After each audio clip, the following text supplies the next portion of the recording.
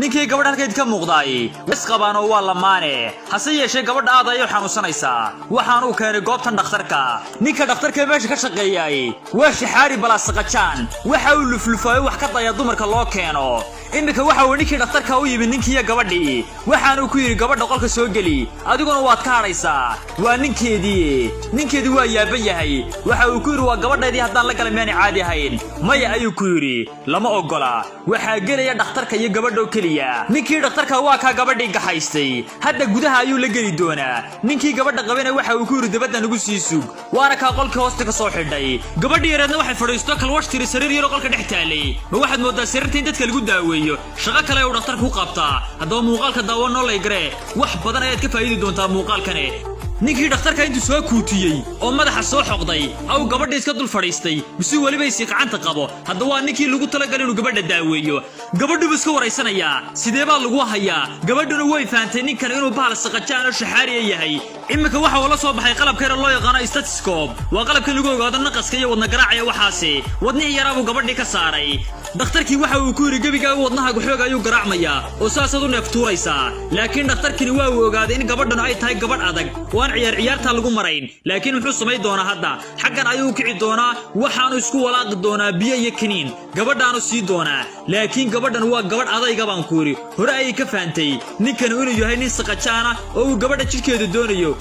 gabadhani way iska ilaalinaysaa way ka feejignaanaysaa wax kasta oo dhakhtarkani samaynayo isaguna waa ka biyo iyo kaniinka isku walaaqayo ilqoodha ay kala socotaa ninkani waxa uu samaynayo biyaha iyo kaniinka markuu isku walaaqi maayo biyahana gaar buu shubayaa kaniinkana gacanta ayuu ku soo qaadayaa dabeetana waxa uu ku oranay labadan isku liq si aad u yara ladnaatid oo yara degtid gabadha maxay samay doontaa haddaba imika way ka qaadan doontaa oo ku diidi mayso waayo waa dhakhtarkeedii waxay sooranaysaa amar diidaha ku samayn imika ninkii dhakhtarka waxa uu la dul taagan yahay biyihii iyo kaniinkii waxa uu gabadhii ku leeyahay cab waad ku ladnaanaysaa waanad ku degaysaa alla yaa u sheegay inay tahay si loo maleegay oo loo walaaqay gabadha way ka qaadatay laakiin way fahansan tahay in waxaanu ay tahay sun gabadha way fahansan tahay ninka hadda waxa ku soo dhici doona telefoon waana ka telefoon ku soo dhacay waanu qaban doonaa inta uu ninku maqan yahay ay gabigeedaba kala tuuraysaa gabadha hadda maxay samay doontaa kaniinkii gaar bay u tuurtay waa tamasha ku xarxaraynaysaa biyo iyo kaliya ay soo haray gabadhu hadda waxay cabbi doontaa biyaha kaliya ninkiina wali telefoonka ayuu ku hadlayaa hadda ayuu dhigay waxa uu isleeyahay gabadha biyihii kaniinkiiba way cabtay oo imika waa diyaarsan tahay mar dhow bay ku dhici doontaa adiguna aad shaqadaada iyo hawshaada ka qabsan doontaa laakiin gabadhan iyada ninka ka badi doontaa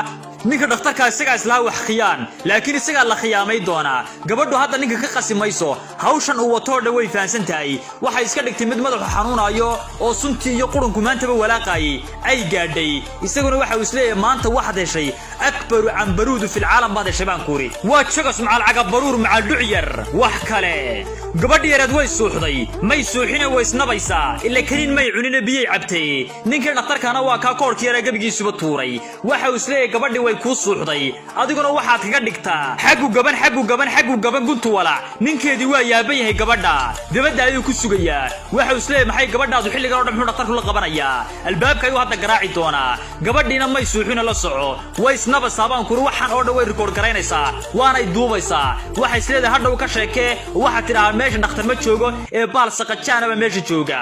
ninkii saqajaanka markii garaacitaankii laga day waayay imika dhakhtar oramayne waxa uu garaacay waashmaankiisii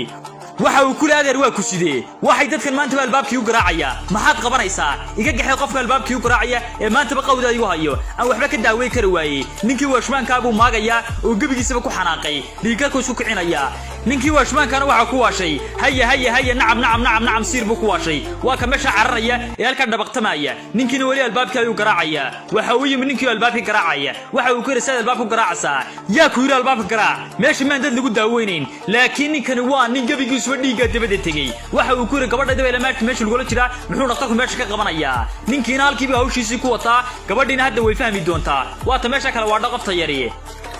ninkan waa nin adayga macal waashmaanka ayuu gabigiisa loota ku qabanaya oo gabigiisa garaacaya waxa uu ku ornay hawshu waa ku wada socotaan uu fahmay ninkan gabadhiisa meesha si kale loola galay hadoo muuqaalku waa muuqaal iska gabagaba waanu dhamaanaya fariintu sidana waa fariin runaantii cajiiba in dadku aan isku wada mid ahayn oo dhaqaatiir noocan oo kale ay jiraan intaas oo inaga wadankeena aan ku badnayn laakiin reer galbeedka ayaa la silcaaya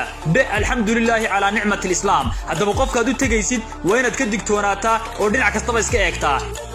muuqaalkana fariintu sida wax kala maaha waxa uu ku leeyahay waxa jira dhaqaatiir noocan oo kale ah oo saqajaamina oo dumarka si kale uga faa'iideysta hadoo muuqaalka la garaya oo sheer garaya si isla markaas dad badan u gaadho beeskeerna farowda ka ilaawin imka ninkii waa la hayaa waa ninkii waashmaanka ah kii dhaqtarkaana waa la hayaa wuxuudiba silcoodiyo boodiba karay gabadhina ninkii bay haysaa ninkiina ninkii buu hayaa waa tuug iyo tuukalkaal hadaba saaxiib muuqaalka la garee beeskana follow garee salaam calaykum warahmatullaahi ta'ala wa barakaatuh